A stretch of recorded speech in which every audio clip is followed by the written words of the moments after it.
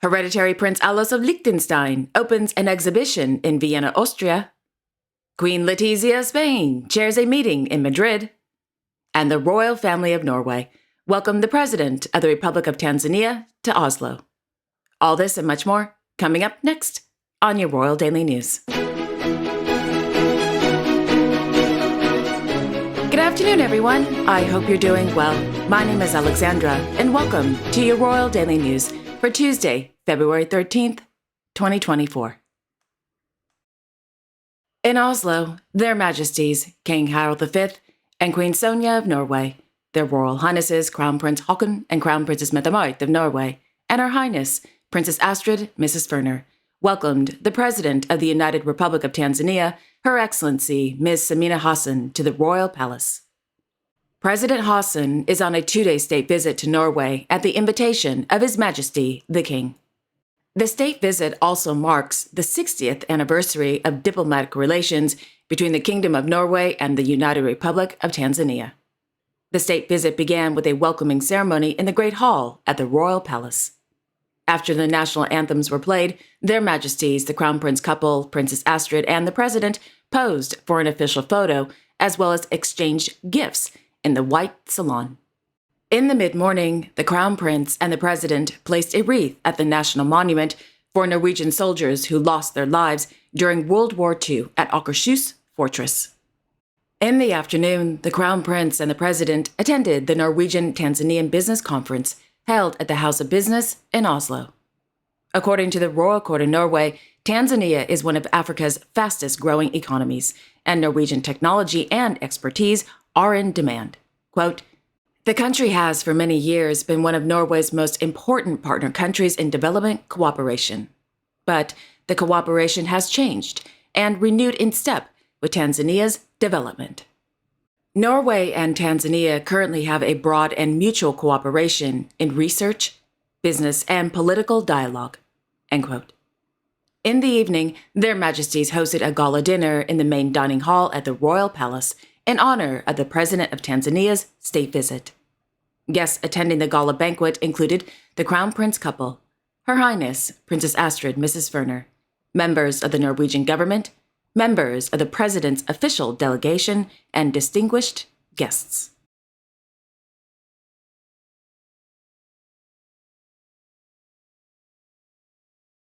In Stockholm, Her Royal Highness Crown Princess Victoria, Sweden, attended the inauguration of the Anthropocene Laboratory at the Royal Academy of Sciences. According to a press release, the Anthropocene Laboratory aims to, quote, "generate and provide science-based understanding and insight to build and enable novel pathways towards a sustainable future. Its focus is on the biosphere, Earth's thin layer of life, which includes humankind." As part of the Royal Academy of Sciences, the laboratory functions as a meeting place for intense experimentation and collaboration, gathering international researchers around key topics. International networks of world-leading scholars will be built and strengthened with talented early career researchers identified and brought in. These networks will work to develop an understanding of the Anthropocene biosphere's dynamics to facilitate action in response to the challenges it faces. Key elements of the laboratory's activities include running high-quality interdisciplinary workshops, transdisciplinary science for change meetings, and the hosting of a postdoctoral program. End quote. During the inauguration, there was live music as well as 4 lectures.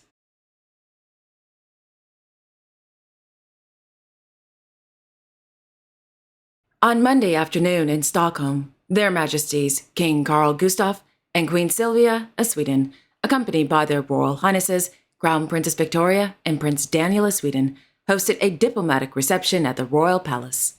The ambassadors attending yesterday's reception were from the United States of America, the Republic of Cyprus, the Federal Democratic Republic of Ethiopia, the People's Republic of Bangladesh, Romania, and the Republic of Turkey.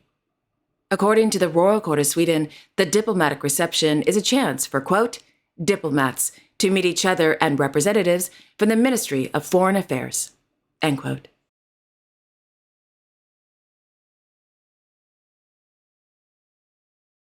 In Madrid, His Majesty, King Felipe VI of Spain, held an audience this morning with representatives from the legal magazine El Cronista del Estado Social y Democrático de Derecho, a Palacio de la Zarzuela. In the afternoon, the king held an audience with the governing board of the Conferencia de Rectores de las Universidades Españolas. Thereafter, the king held an audience with new officials of the Cuerpo Superior de Técnicos Comerciales y Economistas del Estado, a Palacio de la Zarzuela.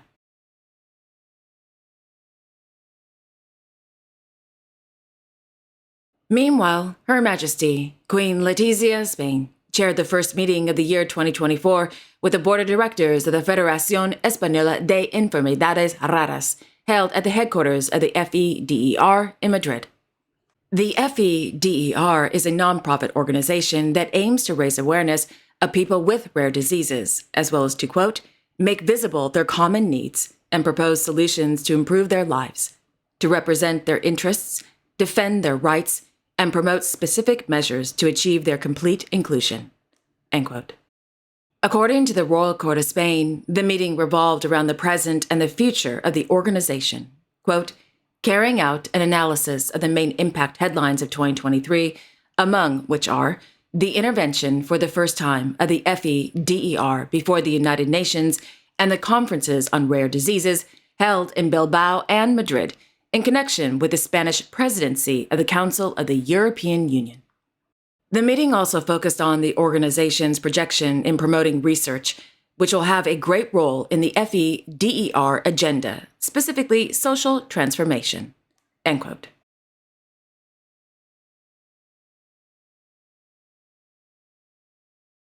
This morning in Paris, His Serene Highness, Prince Albert II of Monaco, attended the funeral for the late Professor Jean Mallory at the Saint-Louis des Invalides Cathedral. Professor Mallory, a famous French cultural anthropologist, explorer, geographer, and writer, passed away on February 5, 2024 at his home in Dieppe, France. He was 101 years old. After the funeral, the Sovereign Prince attended a tribute ceremony in the main courtyard at Les Invalides. According to AFP News, Professor Mallory spent 10 years of his life between Greenland and Siberia. Quote, he was made famous by a book in defense of the Inuit entitled The Last Kings of Thule, published in 1955. In the book, Professor Mallory denounced the destruction of their territory by the American Army for the establishment of an airbase, and described the way of life of a little-known people.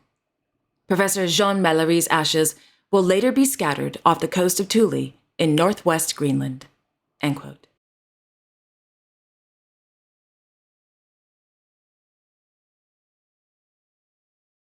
In London, Her Majesty, Queen Camilla of the United Kingdom, was installed as an honorary liveryman of the Worshipful Company of Fan Makers during a ceremony at Clarence House. Also attending today's ceremony was Her Royal Highness, the Duchess of Gloucester, who was installed as a liveryman of the same company in 2005.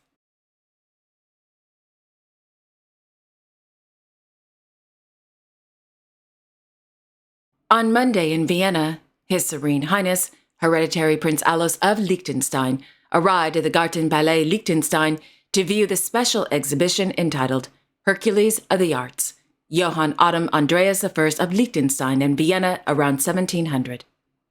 According to a press release from APA-OTS, quote, Johann Adam Andreas I of Liechtenstein, 1657 through 1712, was not only an outstanding personality of the princely house of Liechtenstein, but as a passionate art collector, he was among the most important patrons of his time. With the two magnificent buildings, the Garden Palace in Rossau and the City Palace near the Hofburg, he had impressive monuments built, and as an ambitious builder, he pushed forward the development of a new district, the Liechtental, which still exists today. As the ruling prince of Liechtenstein from 1684, he reorganized the administration of his lordships. With the purchases of the Imperial Empire of Schaumburg and the Imperial County of Vaduz, he laid the foundation for the future of the Principality of Liechtenstein. His economic success created the conditions for extensive building projects, especially in Vienna, and the expansion of his extraordinary art collections. With around 170 works of different genres, the special exhibition not only highlights the prince's achievements and the most important building projects, but also his passion for collecting, the focus of which, in addition to Italian art, was on Flemish painting." End quote. In a statement from the hereditary prince, he noted that it is a, quote, "particular concern of our family to make this unique symbiosis accessible to the public in the Vienna Garden Palace he built." The special exhibition, Hercules of the Arts, primarily shows masterpieces from Johann Adam Andreas's art collection. End quote. Hercules of the Arts, Johann Adam Andreas I of Liechtenstein and Vienna around 1700, will be open to the public from February 16th through April 1st, 2024 at the Gartenpalais Liechtenstein. Admission is free.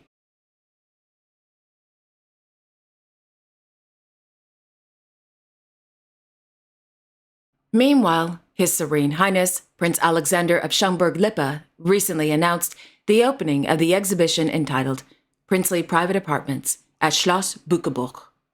The exhibition, curated by Mr. Stefan Gudat, showcases the history of Schloss Bückeburg, the ancestral home of the Schaumburg-Lippe princely family for over 700 years, and the, quote, "princes who live and lived there." Visitors embark on a unique journey through time that will appeal to all senses. With elaborate decorations and sounds and even scents, Mr. Gudat has created a total work of art. Each room is vividly staged and gives the feeling that the residents have just left it. End quote. Well, that makes sense because they still live there. Anyway, princely private apartments will be open to the public until April 1st, 2024.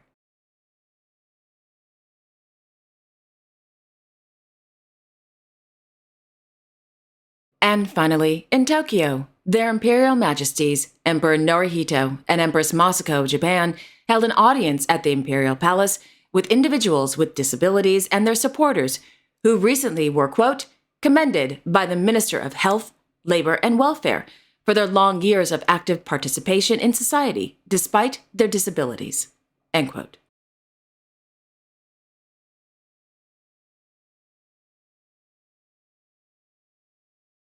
And there you have it.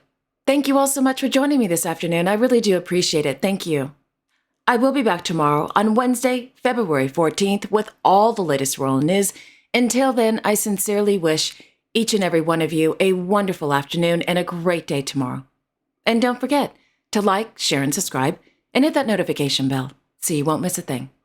Okay, again, have a wonderful afternoon, everyone, and I will see you all tomorrow. Take care.